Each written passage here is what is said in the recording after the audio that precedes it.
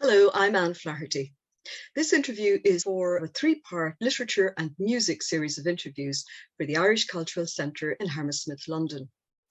For the past 25 years, the Centre has delivered the most diverse Irish cultural and educational programme outside Ireland. Today, I am delighted to welcome Richard Balls.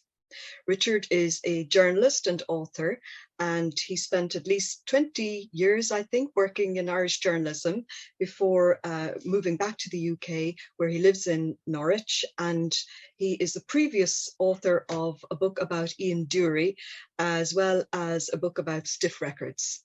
Richard, you're very welcome today. Hi, Anne. Yes, lovely to be with you. I worked in Ireland for about 9 or 10 years, just to clarify that. But that was during the 1990s. I spent pretty much the whole of that time working for Irish newspapers, including the Irish Times, the Evening Herald, the Press Group as well before it went, which of course in common with yourself. Indeed. So you also describe yourself as a die-hard music fan. And I wanted to ask you how this book came about. A Furious Devotion is the title of your book about Shane MacGowan.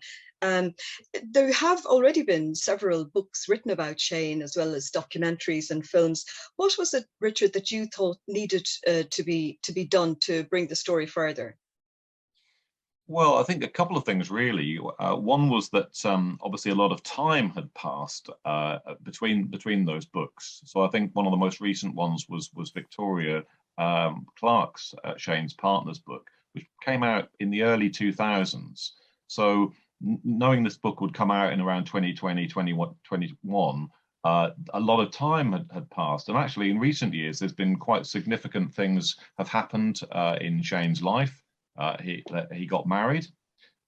He's been awarded an Ivor Novello Award for songwriting.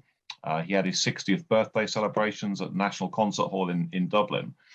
So I think that was one of the things really, was actually bringing the story up to date for people, because although he hasn't recorded much material in that period, you know, that a lot of things have still happened in his life. And also, myths have grown up like weeds around Shane's story, which has made it very, very difficult to sort out, you know, what his background actually has been, and it's been misreported. There was a BBC documentary, The Great Hunger, which reported that Shane had been born on the banks of the River Shannon, not Tunbridge Wells in Kent, which is where he was actually born. So I think also I felt that it's the journalist in me when I see things that are incorrect, and I think these are important details as well. I mean, it doesn't matter if a concert date is wrong, or someone gets a year wrong about a record released or something, but where someone's actually born and where they're raised, and you know, it's in order to write a story about somebody, I think you have to get those things right. Well, in doing that, so, and in wanting to get the record straight, obviously you had to go to the horse's mouth, literally. So how difficult was it for you to get Shane's cooperation? To get his cooperation was quite easy, in the sense that Paul Ronan, who is really the most important person in terms of this book coming together and being a thing, he's one of Shane's oldest friends. I mean, they've known each other since the 1980s. And still in touch. Paul lives over here, and every time Shane would come to England over the years, he'd always stay with Paul. And I interviewed Shane for the book about stiff records in London, and loved him. Thought he was great fun, and I also had a hunch that there was a lot more to him than had been reported, and most people's perception of Shane is as somebody who drinks a lot and is fairy tale of New York, and you know, the people don't really know that much about him. So I saw an opportunity there to do that, and Paul effectively asked Shane, would it be okay if I started, you know, coming to see him and with a view to doing a book? Shane said he wasn't against it, which in Shane's world, if Shane's not against something, that's probably about as positive an affirmation as you could actually get. So I started going with Paul to Shane's flat in Dublin, and so getting the cooperation and getting the opportunity to do that was actually quite easy, because Paul and I would go over, and sometimes we'd stay with Shane. And that gave me an advantage in the sense that over the years, people who've tried to interview Shane have found that that's actually a very, very difficult thing to do, nigh on impossible. First of all, he very rarely turns up. If he did turn up, it'd be about 5 o'clock in the morning, and when nightclubs and stuff were just clearing up. And also he hates being interviewed, which is another barrier, really. So this is somebody who hates being interviewed, doesn't like talking about their work, is very shy. These are not great environment. It's not a brilliant sort of interview environment, really. So getting cooperation easy, getting him to talk very, very difficult. I mean, people who have tried to do things with Shane have, described it as being like wildlife photography. You wait 3 weeks outside in the freezing cold to see a snow leopard, and you try and snatch about 3 seconds of footage, and it's a little bit like that. So I think because I was sitting with him and we were just sitting having a drink and watching television, which is his favorite thing to do, that gave me the advantage. But it's still, very, very difficult getting that information out of him.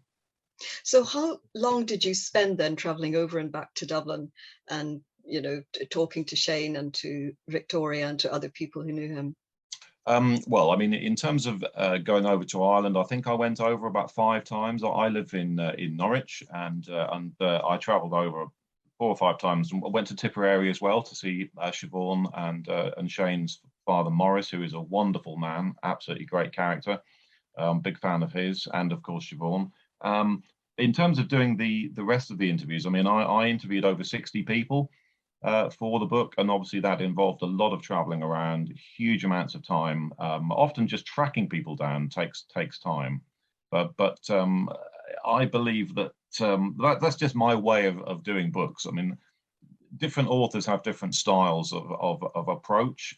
Mine is, really to try and find as many people as possible who've known the subject, particularly in those really important times in their life. Well, you start the book in Tipperary, and Shane's devotion to his mother's ancestral home is well documented. And then you move on to his early childhood upbringing, where, as you say, not a lot of people know that he actually was born in Tunbridge Wells and went to a local prep school, and in fact showed very early promise in his early writings. And in fact, you interviewed his English teacher from primary school days, who had in fact kept some of his essays. Yeah, I mean, that was extraordinary, really. Tom Simpson, who sadly has passed away since I interviewed him for the book. He was probably about 90 when I went to see him, still living down in Tunbridge Wells. And he had kept, as you say, exercise books, little scraps of paper. Some of these little scraps of paper Shane had written in red felt tip pen when he was about 10, in class so-and-so. At Homewood House School, which is just outside Tunbridge Wells. Very, very exclusive, fee-paying school. His mother was incredibly keen for him to go to and get the best possible education that money could buy. And I mean, this teacher spotted in Shane a real natural gift for writing, extraordinary writing. And when he would go back to Tipperary on his holidays, he would I think listen into conversations that people were having, his aunts and uncles and his cousins, and he'd listen to what people were saying about the neighbours and so up the road, and he obviously had that ear for stories. He's always listening for stories. As a boy, obviously he was doing this, and then he would come back and write up these some of the things that he'd heard and turn them into stories and essays at school. And when the teacher would say, "Well, Shane, what have you read on your summer holidays? What was your reading list?" Expecting, most of the children obviously picking books that were suitable for their age. Shane had read Dostoevsky, Graham Greene, James Joyce, D.H. Lawrence. Incredible. So that talent was recognized at an early age by that English teacher, as you say. But things changed then, because the family moved to London, to an area around the Barbican, and things started to go wrong there for Shane, and his mother wasn't very happy either. So they moved, as you say, from this. I've actually been there to see it. So when they were living in Tunbridge Wells, the house that they spent a lot of time in at Newlands was a sort of large, detached house in a sort of classic suburban English road, very quiet neighbourhood, very well to do. They moved to the centre of London. That was something that Morris was particularly keen on. He was very interested in history. He also was quite excited by this idea of the Barbican, which at the time was considered to be at the sort of forefront of modern housing.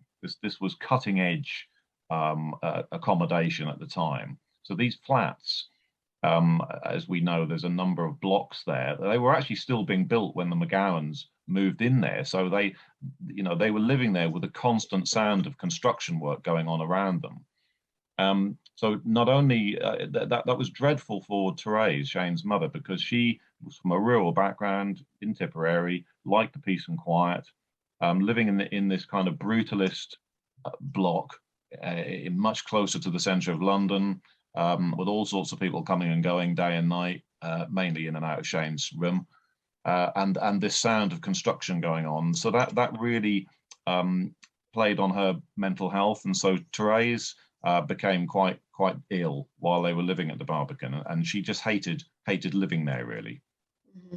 And at that time too, even though Shane had won a partial scholarship to prestigious school Westminster, he was also unhappy and beginning to, on the one hand, he was beginning to get into music, but then on the other hand, he was also getting into drugs.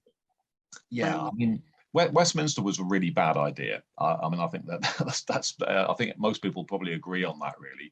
Tom Simpson, even Shane's teacher, knew at the time it was a bad idea. But Bob Baramian, who was a very ambitious head teacher at Homewood, I think he saw the opportunity for Shane to do this, and saw it as a really good thing for Homewood, that they would have one of their pupils graduate on to Westminster. This would be a feather in the cap for Homewood. Shane's mother was very keen because, again, she wanted him to have this best education. Terrible choice. I mean, Shane was already, a little bit rebellious. He had no, I mean, although he was very, very good academically, he had no real interest in progressing in that way. That wasn't what his focus was on. And he was eventually caught dealing drugs near to the flat, the Barbican. School got wind of what he was doing, and he was expelled. He was only there for 14 months, probably. So after that, during that period of being in the wilderness, he begins to sort of develop his interest in music and going to gigs. And then you go and chart his rise from being sort of on one side of the stage as a member of the audience to actually joining his first band. And I suppose you could say maybe that in punk he found his tribe, really. Oh, absolutely. You're spot on. I mean, I think what probably the most important thing that happened in Shane's life, certainly in terms of looking at it in the context of his music, was going to see the Sex Pistols. He'd been in psychiatric care for about 6 months when he was 18. He actually spent his 18th birthday on the wards of Royal Bethlehem Hospital in London, otherwise known as Bedlam. And so he would have been surrounded by people with really serious psychotic illnesses, some of them getting ECT, electric shock treatment. Quite a brutal sort of environment for a teenager who's already struggling. So I don't think you can sort of overstate the impact that would have had. But almost the first thing that happened after he left psychiatric care was he went to the Nashville Rooms in London, which was part of the sort of live music scene, and he saw the 101ers, Joe Strummer's band, supported by the Sex Pistols. And he was there obviously early enough to see the Pistols, looked up at the stage, saw John Lydon, and the penny rolled into the slot right at that moment. I mean, he looked up at the stage, he saw somebody who looked weird, like Shane did. Shane looked weird, and that's why he was constantly picked on and beaten up, because he looked odd. John Lydon looked odd. John Lydon was from a second-generation Irish family, and he was so out there with his personality and being Irish and being himself and looking as he did, not caring about what anybody thought at all. And for somebody who'd grown up in, as Shane had done as a second generation Irish person living in London, the impact of that, this is aside obviously from the enormous impact that the music had on him. I mean, this ferocity, this rebel heart that was at the center of the Pistols. So everything just came together in that one moment. Mm-hmm. Well, you've described very vividly in your book the music scene at the time, and you must have gone round to every pub in Camden and Soho that they played in, and every squat and that he ever lived in, and talked to people that maybe had never been interviewed before. Would that be correct? Yeah, definitely. I mean, I think one of the important things, again, for the book in terms of the value, when you're writing about somebody, and as you say, other books have already been out there, you kind of ask, well, what value can I add, really? And apart from bringing it up to date, I think one of the things was there was so many people who'd never been interviewed. I always found that rather strange that you have these ex-girlfriends, ex-landladies, ex-teachers, all these people, none of whom had ever been approached. And I think partly that was because the focus has always been on Shane's mother's family and not on his father's family. So that immediately kind of, drew a veil over the Tunbridge Wells scene and all the relatives who lived there.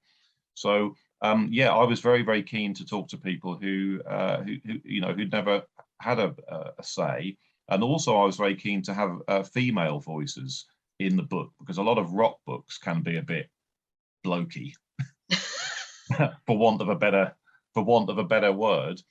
And in the band, apart from Cott, was obviously guys, and it's very easy to kind of go down that route and talk to roadies and managers and so on. But I was very keen that women who've played a huge role in Shane's life, and he loves women and brilliant with women of all ages, and I wanted them to have a voice in the book too. Well, that's very interesting. One of the things that you mentioned in the book was that women were very drawn to his vulnerability and wanted to mother him. So what were the impressions of Shane that you got from talking to all these people across London that maybe were different to what had come out about him before? Yeah, and I think when you see somebody on stage, and they're very comfortable in that role and so on, it's often they can be quite different people off it. And Shane, I think, in the sense that, I mean, on one hand, what you see is what you get. I'm not saying that he's created a persona on stage in the way that, for example, Tom Waits has, or David Bowie, and sort of inhabited something. I don't think he did that, but there is a side to him which is, I think, quite vulnerable. He is shy, definitely. He's quite private, has a very small sort of coterie of friends. So I think that kind of gentleness, shyness, was something that was definitely teased out by talking to some of the ex-girlfriends and his sister as well. Talking about his sister, were there things about Shane that she was hoping that you would correct, as it were, some of that mythology that you mentioned earlier in the book? Was that very important for the family, that somebody wanted to put things straight on certain issues? Yeah, definitely. I think so, because although, I mean, one thing, you can't sort of overstate the importance of Tipperary and those trips to Ireland. So in the sense that is the most important influence on Shane has been those trips, and he kept going there for years and years. They were like pilgrimages for him, going back to the Commons at Carney, which is kind of, for anyone who knows that part of the world, this is North Tipperary, near Nina. Mm-hmm. I spent quite a bit of time in Nina during the book. So I think it was important, because where somebody is born and raised is important to who they become. I think that's true of all of us, mm-hmm. Particularly those first few years. And it had been reported for forever that Shane had spent the first 6 years of his life living in Ireland, and that just isn't the case at all. He also was reported that his parents were kind of visiting England when he was born. Not true.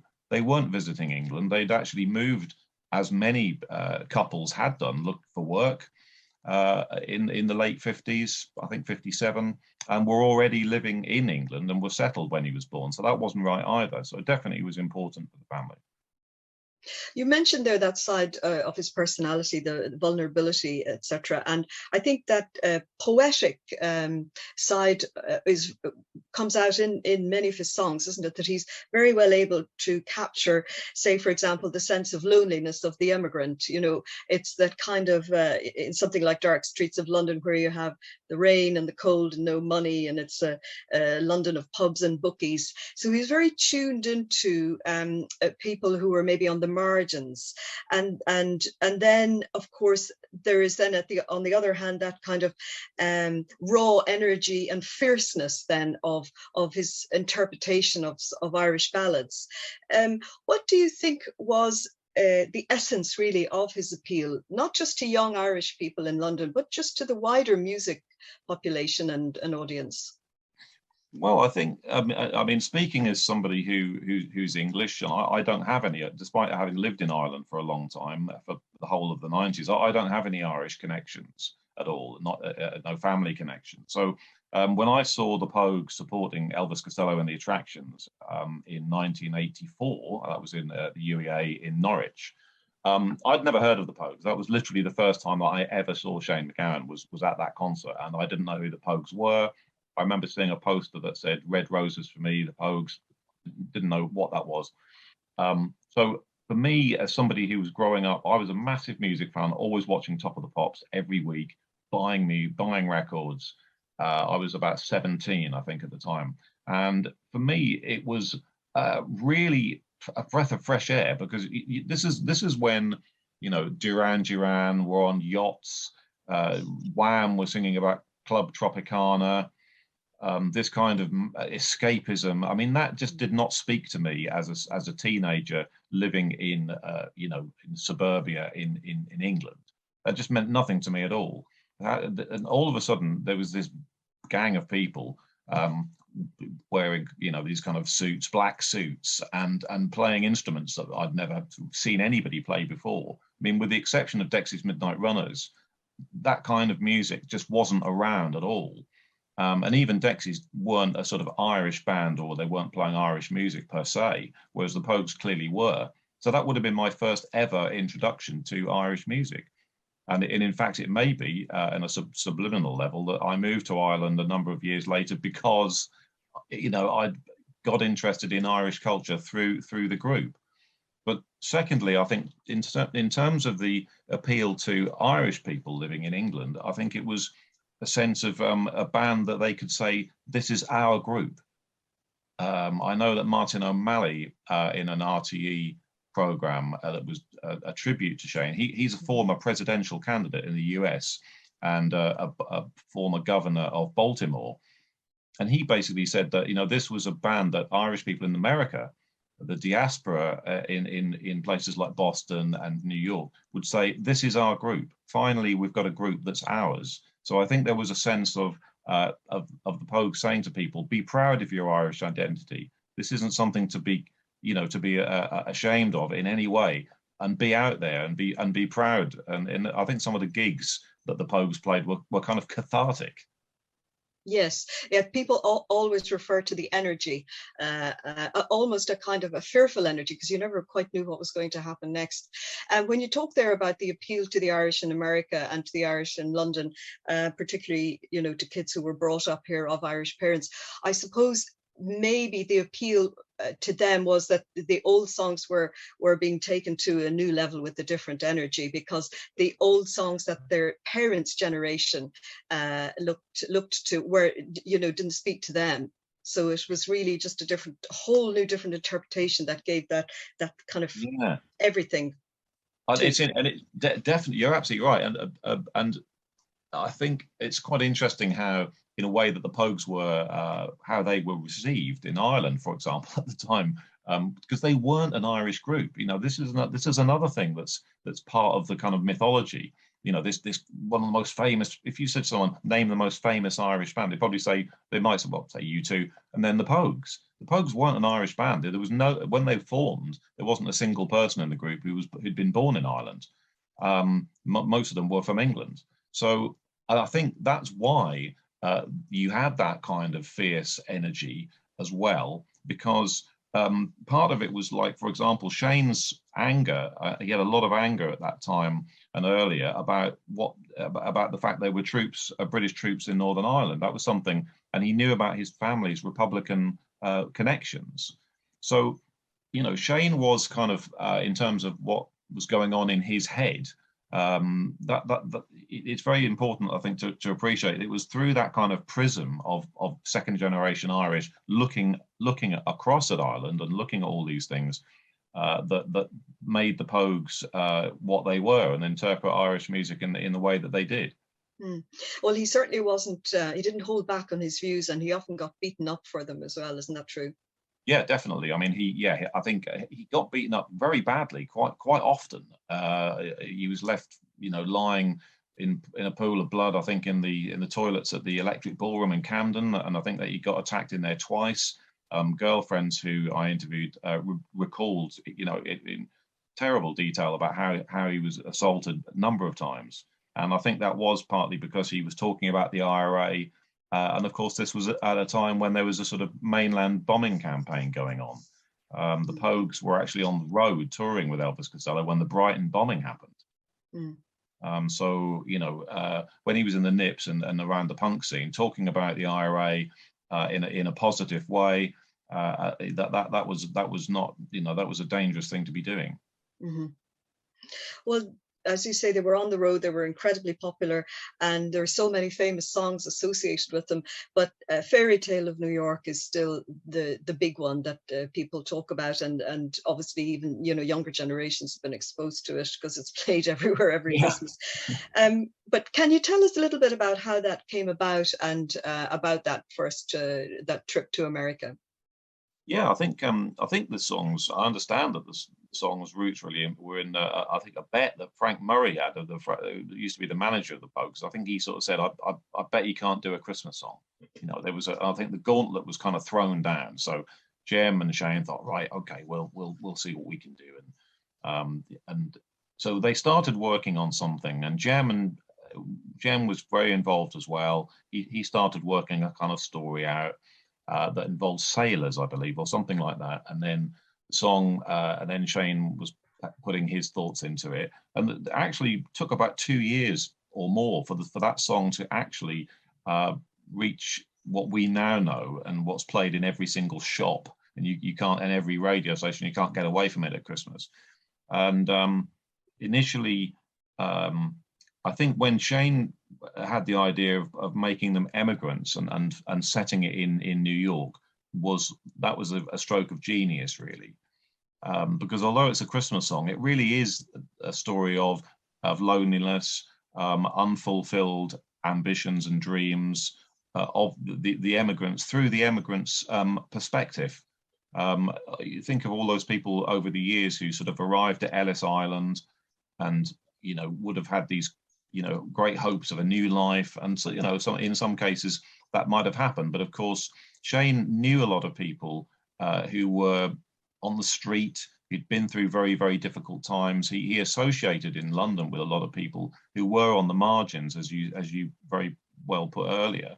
And so that's what, for me, is one of the wonderful things about Fairy Tale of New York, is it is a fantastic Christmas song to listen to. And it has that wonderful chorus that everybody sings along to, but actually it's got so much depth to it. It's in no way a fairy tale, that's for sure. Oh. No.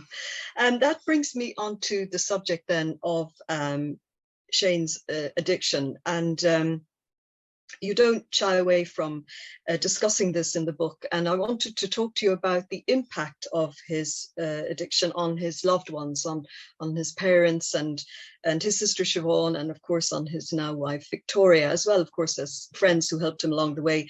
And it really does seem miraculous that he didn't die of an overdose like so many of his friends did.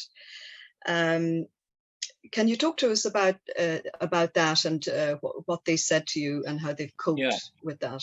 Yeah, I mean, I think that's one of the most harrowing things, really, that I sort of dealt with in the book was it's very difficult for families, I think, who have an addicted person and a loved one who is addicted, has an addiction to drugs or drink. The impact on them is colossal. They see somebody who they care for very much kind of disappearing and in front of them. In the case of Shane, I think Siobhan, I've quoted in the book at one point saying, the person that she knew and loved was just vanishing, in the sort of late 80s, before he was eventually dismissed from the group. And I think at one point he's like lying on the floor, and a doctor came to see them and said to Siobhan, if he doesn't change, he's going to be dead in 6 weeks. I mean, literally, to be told that, and that affected Siobhan's own health, as you would imagine. She had him committed at one point, or the family had him committed to St John of God's in County Dublin. And Shane, literally, when he was in the vehicle being taken there, was saying to Siobhan, "Why are you doing this to me? How dare you do this?" And I think she said, "I'm doing what Phil Lynnett's sister wished she'd had done." Doing these things to somebody that is in your family, that's an incredibly hard decision. And obviously they visited him, just as they had done when he was 18 and on the wards of the Royal Bethlehem Hospital. So he's had a lifetime of mental health issues. That's the fact of the matter. Right back to his childhood, there have been mental health issues there. And yes, of course, the drink and drugs has played massively into that. I do believe that it's in recent years has, when he got into heroin in the 90s, I think that has really stifled his creativity, because he hasn't really recorded anything original for about 25 years.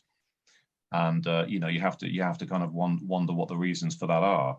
So I think that it's been amazingly damaging for him, but also, as you say, to the people around him.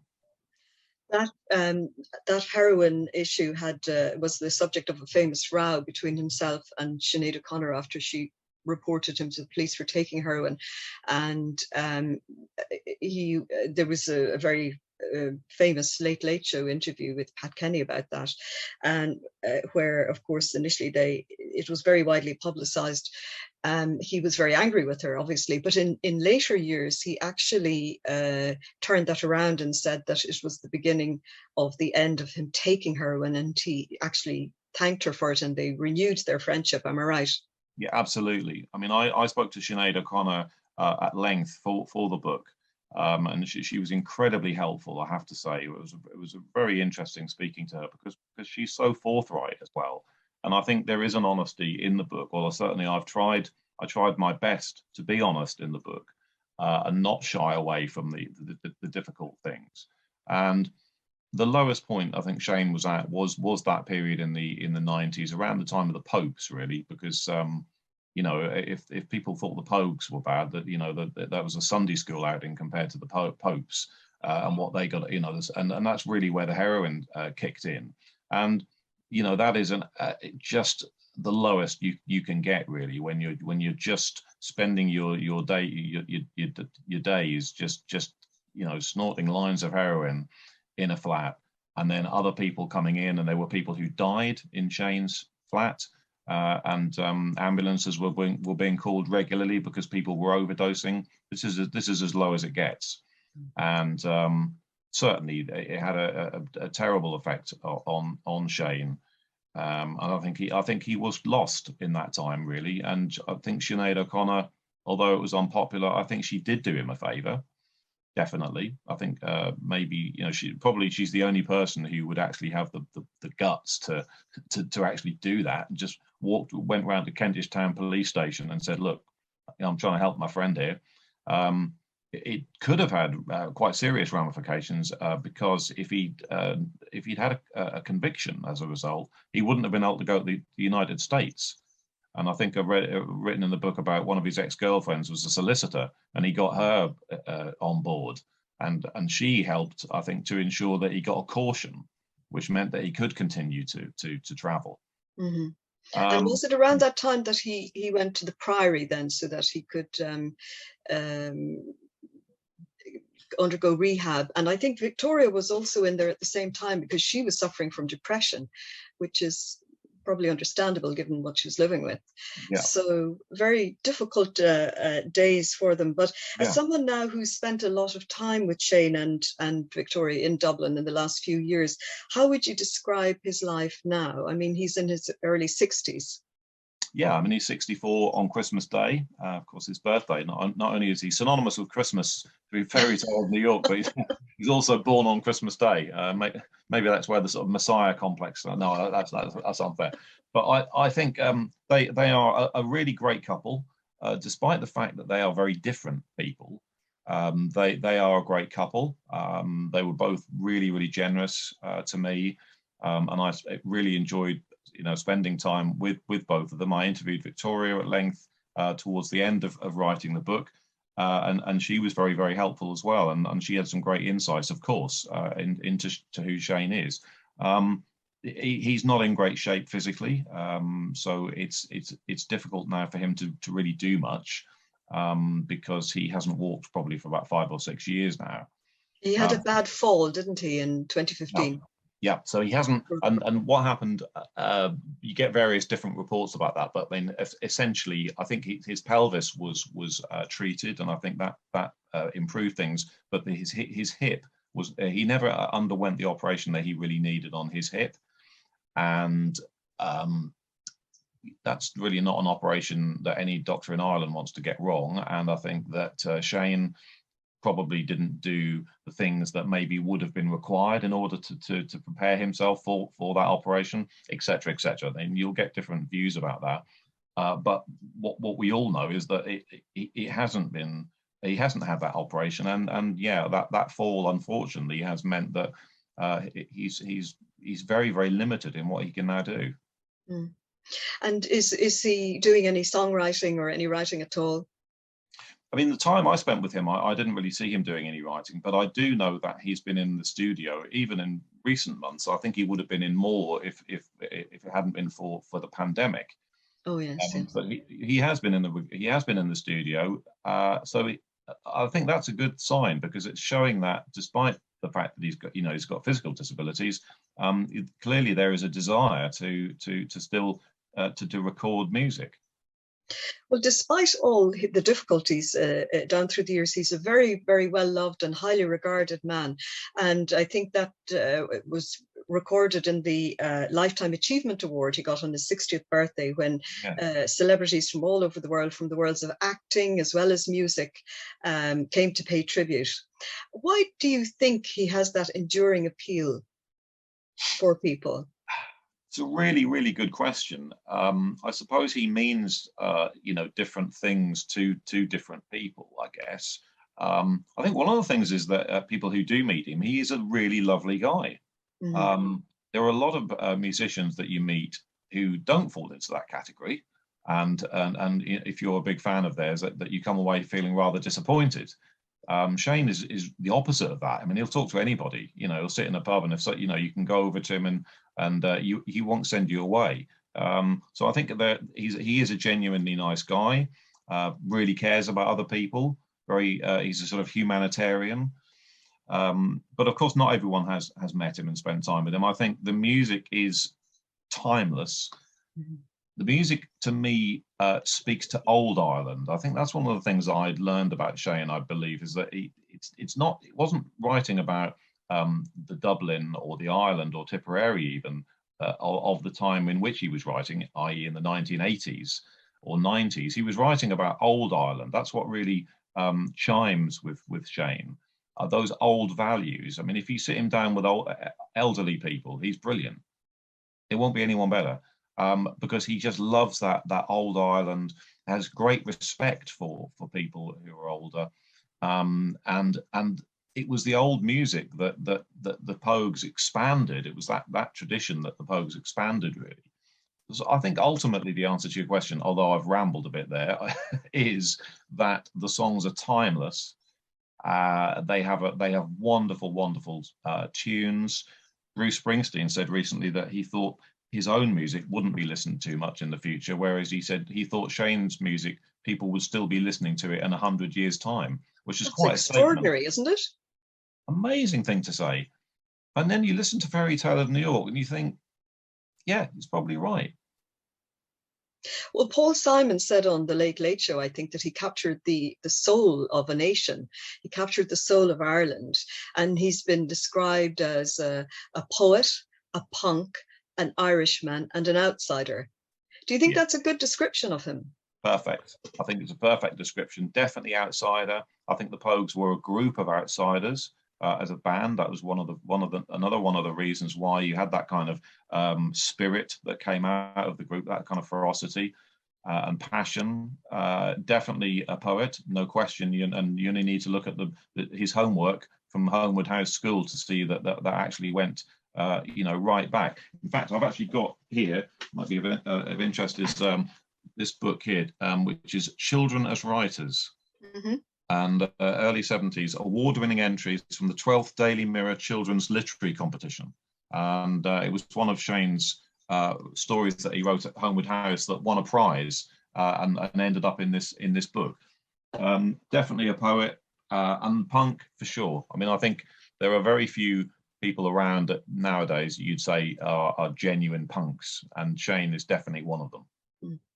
Would you say that at this stage of his life now that he's reached a sort of acceptance of who he is and his life and where he's at?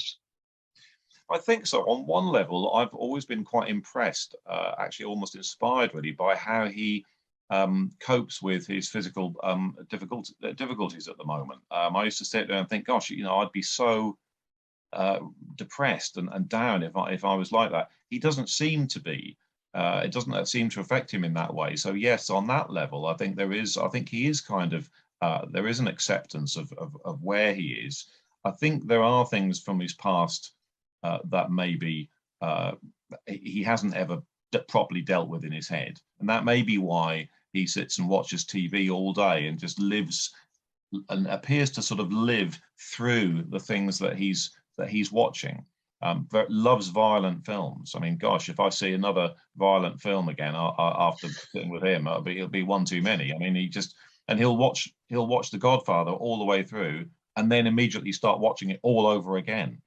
It's like he's kind of living. And I think Victoria said, he's in the film. He's putting himself in there. He wants to be one of those violent people. He isn't a violent person. In fact, everyone I spoke to in the book said absolutely not. Shane is not a violent person, but he likes to think that he is, and he likes to do that through watching these films. So I think there's things maybe that he hasn't really dealt with. But again, I'm not a psychologist.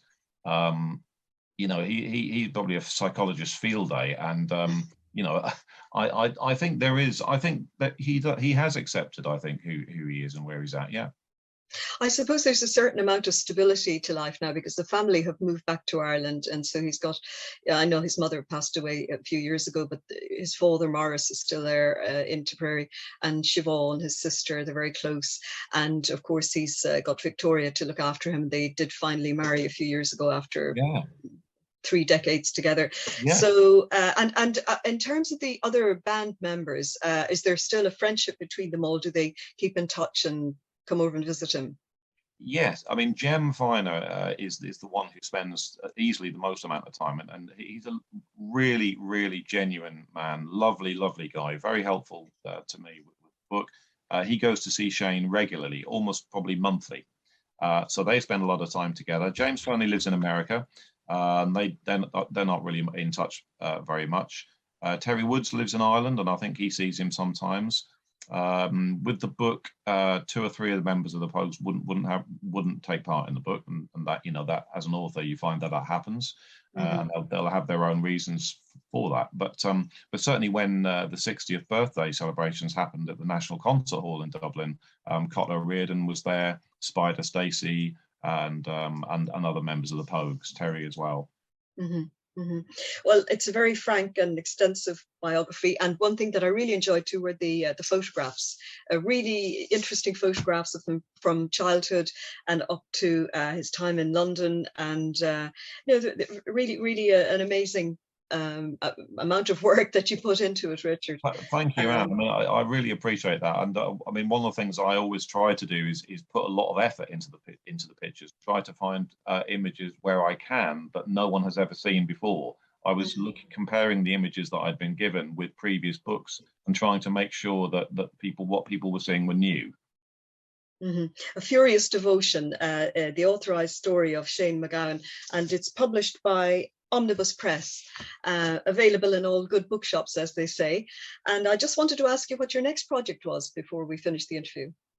Yeah, well, I don't have a project lined up at the moment. I think after having done the Shane book, which is obviously a huge, as you say, a massive amount of work, I'm probably going to take a break from before I do the next one. I also work full time in communications. Okay. So I have a full-time job to keep me occupied when I'm even when I'm thinking about what next book I might do. It's quite difficult, obviously, doing books when you are working full-time and trying to. Yes. But somehow I managed to fit all the trips to Ireland and and everything else into the time. And I'm really happy with the way that the book came out in the end. It was delayed because of COVID. It was meant to come out last year.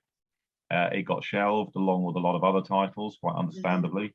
But actually, I'm glad that it's come out now, and I have done some physical events to promote it, which obviously I wouldn't have been able to do last year. Yes. Well, thank you very much for joining us today. My pleasure.